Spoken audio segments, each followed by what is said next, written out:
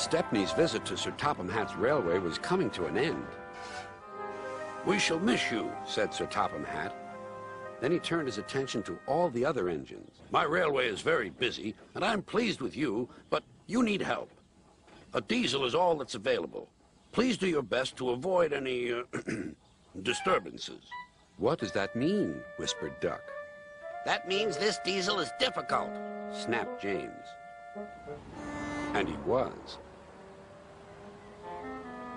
The diesel surveyed the shed. "Not bad. I've seen worse. At least you're all clean." The engines glared.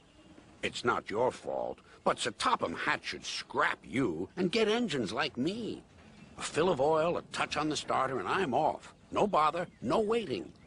They have to fuss round you for hours before you're ready." The engines were furious. Next morning, they held an indignation meeting round the turntable. "Disgraceful. disgusting, Despicable. To say such things to us," cried Donald and Douglas. "It's to teach 'em a lesson we'd be wanting. Now, how do we do it?" Their chance came sooner than expected. The diesel was purring comfortably. An inspector watched a fitter making final adjustments. The wind tugged at the inspector's hat. The diesel was ready. "Look at me, Duck and Stepney. Now I'll show you something." He rolled proudly toward his coaches. Then it happened.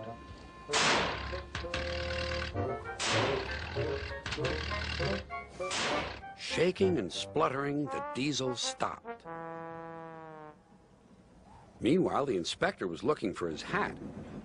The diesel seethed with fury as Duck and Stepney pushed him back to the shed.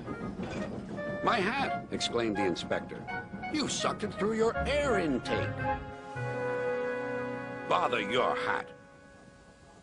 The heavy train's due out. You'll have to take it, Duck. Stepney, will you help, please?" "Thank you, sir," cried Stepney. "I'd like a good long run on my last day." The engines were soon ready. "Gordon will take over from halfway, so get the train to there. Good luck." "Don't worry," smiled Stepney. "We'll get there, and be early, too." The cavalcade moved carefully over the rails and out to the open line. "Now for a sprint," puffed Stepney. "I'm ready when you are," replied Duck.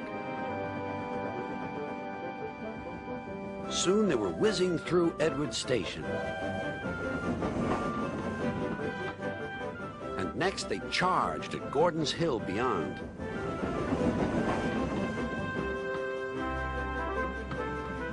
They felt the drag of the heavy coaches here. It was hard work.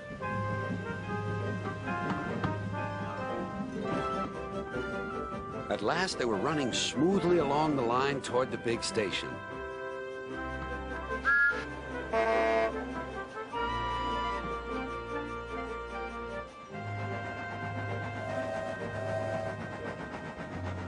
"Hello, you're early," said Gordon. "That's one in the headlamp for old Diesel."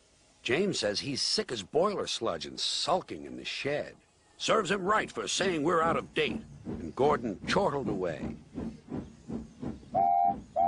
Next day, everyone came to say goodbye to Stepney. "Come back and see us soon," Whistled the engines. "And you are always welcome on my Bluebell Railway, too," Replied Stepney. Then he puffed away. What about Diesel? He'd slipped out while no one was looking. But he left two things behind: a rather nasty smell and a battered bowler hat.